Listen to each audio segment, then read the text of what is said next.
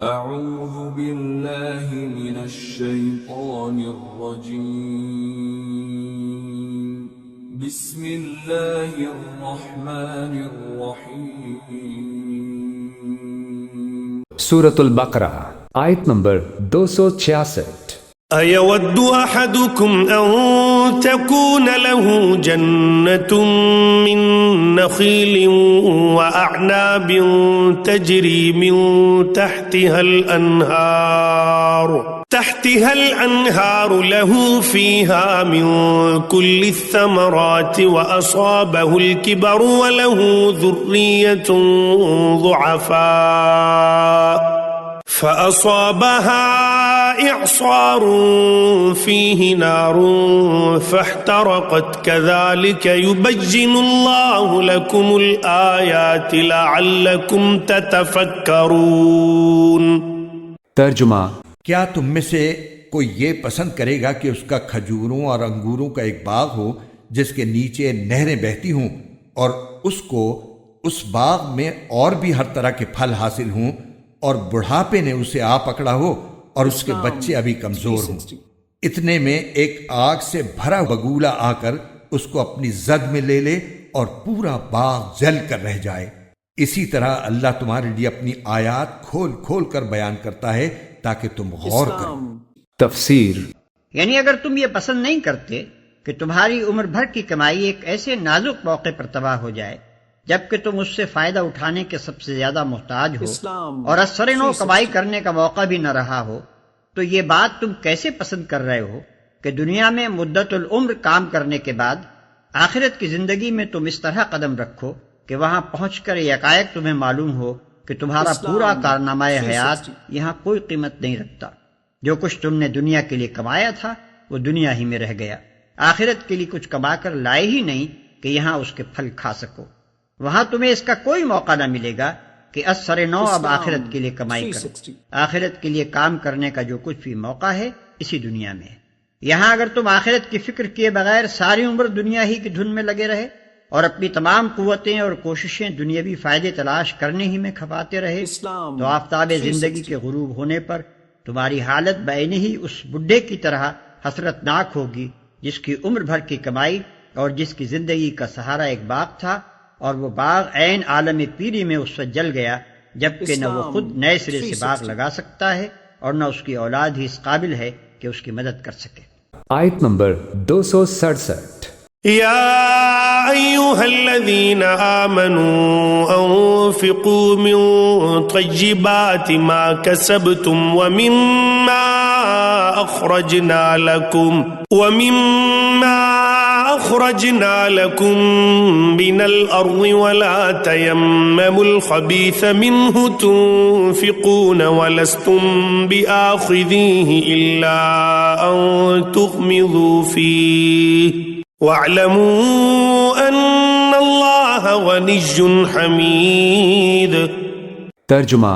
اے ایمان والو، جو کچھ تم نے کمایا ہو اور جو پیداوار ہم نے تمہارے لیے زمین سے نکالی ہو اس کی اچھی چیزوں کا ایک حصہ اللہ کے راستے میں خرچ کیا کرو، اور یہ نیت نہ رکھو کہ بس ایسی خراب قسم کی چیزیں اللہ کے نام پر دیا کرو گے جو اگر کوئی دوسرا تمہیں دے تو نفرت کے مارے تم اسے آنکھیں میچے بغیر نہ لے سکو، اور یاد رکھو کہ اللہ ایسا بے نیاز ہے کہ ہر قسم کی تعریف اسی کی طرف لوٹتی ہے۔ تفسیر۔ ظاہر ہے کہ جو خود اعلیٰ درجے کی صفات سے متصف ہو وہ برے اوصاف رکھنے والوں کو پسند نہیں کر سکتا۔ اللہ تعالیٰ خود فیاض ہے اور اپنی مخلوق پر ہر آن بخشش و عطا کے دریا بہا رہا ہے۔ کس طرح ممکن ہے کہ وہ تنگ نظر، کم حوصلہ اور پست اخلاق لوگوں سے محبت کرے؟ آیت نمبر 268۔ الشيطان يعدكم الفقر ويأمركم بالفحشاء والله يعدكم مغفرة منه وفضلا والله واسع عليم۔ ترجمہ۔ شیطان تمہیں مفلسی سے ڈراتا ہے اور تمہیں بے حیائی کا حکم دیتا ہے، اور اللہ تم سے اپنی مغفرت اور فضل کا وعدہ کرتا ہے۔ اللہ بڑی وسعت والا، ہر بات جاننے والا ہے۔ تفسیر۔ الشیطان یعدکم الفقر ویامرکم بالفحشاء، دیکھو شیطان تمہیں ڈراتا ہے اور تمہیں اندیشہ دلاتا ہے فقر کا، مت خرچ کرو، رکھو، کیا پتا کیا کل کون سا وقت تم پر آ جائے، ویامرکم بالفحشاء، اور تمہیں حکم دیتا ہے بے حیائی کے کاموں کا، واللہ یعدکم مغفرۃ منہ وفضلا، اور اللہ وعدہ کر رہا ہے تم سے اپنی طرف سے مغفرت کا اور فضل کا۔ اب دیکھ لو، اب شیطان کی طرف جانا چاہتے ہو، اس کی بات ماننا چاہتے ہو، خوف رکھتے ہو کہیں ایسا نہ ہو جائے کہ فقر آ جائے مجھ پر، مجھے اپنا مال سنبھال کر رکھنا چاہیے، سیٹ رکھنا چاہیے، تو تم شیطان کی چال میں آ گئے، تم نے اس کی پیروی کی۔ اور اگر تم نے اپنا اللہ کی راہ میں خرچ کر دیا، اللہ پر اعتماد کرتے ہوئے، وہ میری ساری حاجتیں پوری کرے گا، آج کر رہا ہے کل کرے گا انشاءاللہ۔ تو یہ ہے واللہ یعدکم مغفرۃ منہ وفضلا واللہ واسع علیم، اللہ بہت وسعت والا ہے، اس کے خزانوں کی کوئی محدودیت کا تصور اپنے ذہن میں نہ رکھو، اور سب کچھ جاننے والا ہے۔ آیت نمبر 269۔ يؤتي الحكمة من يشاء ومن يؤت الحكمة فقد أوتي خيرا كثيرا وما يذكر إلا أولو الألباب۔ ترجمہ، وہ جس کو چاہتا ہے دانائی عطا کر دیتا ہے، اور جسے دانائی عطا ہو گئی اسے وافر مقدار میں بھلائی مل گئی، اور نصیحت وہی لوگ حاصل کرتے ہیں جو سمجھ کے مالک ہیں۔ تفسیر۔ اور جس کو حکمت ملی اسے حقیقت میں بڑی دولت مل گئی۔ حکمت سے مراد صحیح بصیرت اور صحیح قوت فیصلہ ہے۔ یہاں اس ارشاد سے مقصود یہ بتانا ہے کہ جس شخص کے پاس حکمت کی دولت ہوگی وہ ہرگز شیطان کی بتائی ہوئی راہ پر نہ جائے گا، بلکہ اس راہ کشادہ کو اختیار کرے گا جو اللہ نے دکھائی ہے۔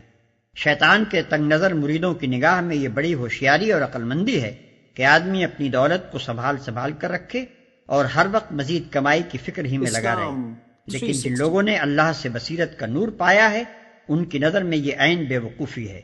حکمت و دانائی ان کے نزدیک یہ ہے کہ آدمی جو کچھ کمائے اسے اپنی متوسط ضروریات پوری کرنے کے بعد دل کھول کر بھلائی کے کاموں میں خرچ کرے۔ پہلا شخص ممکن ہے کہ دنیا کی اس چند روزہ زندگی میں دوسرے کی بنسبت بہت زیادہ خوشحال ہو، لیکن انسان کے لیے یہ دنیا کی زندگی پوری زندگی نہیں، بلکہ اصل زندگی کا ایک نہایت چھوٹا سا جز ہے۔ اس چھوٹے سے جز کی خوشحالی کے لیے جو شخص بڑی اور بے پایہ زندگی کی بدحالی مول لیتا ہے وہ حقیقت میں سخت بے وقوف ہے۔ عقل مند دراصل وہی ہے جس نے اس مختصر زندگی کی مہلت سے فائدہ اٹھا کر تھوڑے سرمایے ہی سے اس ہمیشگی کی زندگی میں اپنی خوشحالی کا بندوبست کر لیا۔ آیت نمبر 270۔ وما أنفقتم من نفقة أو نذرتم من نذر فإن الله يعلم وما للظالمين من أنصار۔ ترجمہ، اور تم جو کوئی خرچ کرو یا کوئی منت مانو اللہ اسے جانتا ہے، اور ظالموں کو کسی طرح کے مددگار میسر نہیں آئیں گے۔ تفسیر۔ خرچ خواہ راہ خدا میں کیا ہو یا راہ شیطان میں، اور نظر خواہ اللہ کے لیے مانی ہو یا غیر اللہ کے لیے، دونوں صورتوں میں آدمی کی نیت اور اس کے فعل سے اللہ خوب واقف ہے۔ جنہوں نے اس کے لیے خرچ کیا ہوگا اور اس کی خاطر نظر مانی ہوگی وہ اس کا اجر پائیں گے، اور جن ظالموں نے شیطانی راہوں میں خرچ کیا ہوگا اور اللہ کو چھوڑ کر دوسروں کے لیے نظریں مانی ہوں گی ان کو خدا کی سزا سے بچانے کے لیے کوئی مددگار نہ ملے گا۔ نظر یہ ہے کہ آدمی اپنی کسی مراد کے برانے پر کسی ایسے خرچ یا کسی ایسی خدمت کو اپنے اوپر لازم کر لے جو اس کے ذمے فرض نہ ہو، اگر یہ مراد کسی حلال و جائز امر کی ہو اور اللہ سے مانگی گئی ہو اور اس کے برانے پر جو عمل کرنے کا عہد آدمی نے کیا ہے وہ اللہ ہی کے لیے ہو، تو ایسی نظر اللہ کی اطاعت میں ہے اور اس کا پورا کرنا اجر و ثواب کا موجب ہے۔